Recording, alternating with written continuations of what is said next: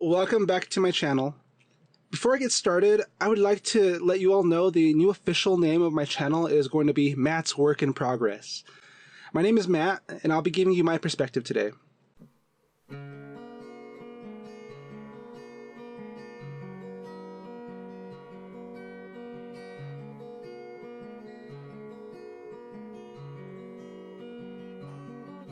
If you enjoy the content and want to see more, feel free to subscribe and share my content around with people you know.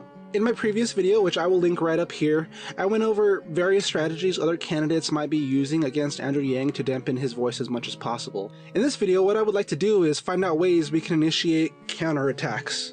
The first point I want to bring up is recently people have started targeting advertisers of MSNBC as a form of backlash. I'll admit, at first I was a little bit worried when we started targeting advertisers for a few reasons. To an extent, I still am kind of worried, but not as much as I was before. If we become too aggressive, then the media will begin to come after us. They will launch counterattacks against us. The last thing any of us wants is to be doxxed by the mainstream media. This is my greatest fear that I had coming into boycotting the advertisers. They could have went after the person who originally suggested to boycott MSNBC and made his life hell, basically. And this is a legit concern, as they have done this to several people in the past. And by the way, I mean the mainstream media, I don't mean just MSNBC. The problem is, a big company like MSNBC will not sit back idly while we boycott their advertisers and potentially cost them money. I mean, in a just world where the Yang MSNBC Blackout were simple unconscious bias, this would play out in our favor if we boycotted their advertisers. However, we know this is all conscious bias, and this is where the problem comes in. Because of this, if we were to initiate an attack against MSNBC, the potential of it causing backlash and ending bad for us would be very high. And this brings me to Andrew Yang himself. In a recent tweet, he gave us our path forward.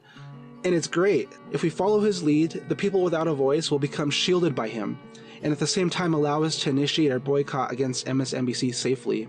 Because of this, if his supporters start targeting advertisers of MSNBC, they now have no choice but to look at Yang's tweet as the reason, and his tweet said it all. That said, people cannot be upset with MSNBC, and we cannot give in to the negativity they've caused us.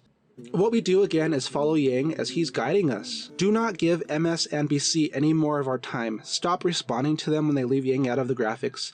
Stop covering the Yang media blackout regarding MSNBC, as this all drives traffic to MSNBC, and this is what we don't want.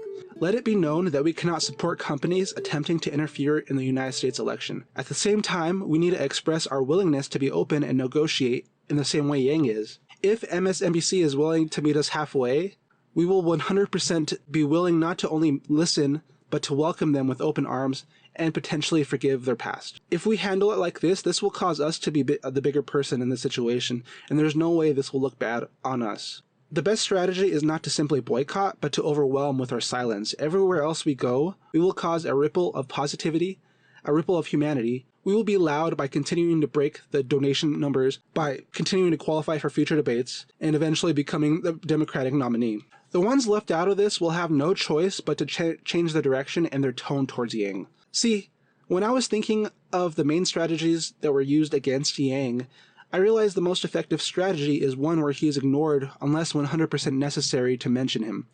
If we implement the same strategy in reverse, then the outcome will be a tidal wave. And in creating this tidal wave, no one will be able to ignore Yang's voice. Thanks for watching to the end of this video. Please tell me what you think of this strategy. If you have any other suggestions or any other ways we can amplify Yang to become president, feel free to share in the comments below. Until next time, this is Matt's Work in Progress. Thank you for joining me.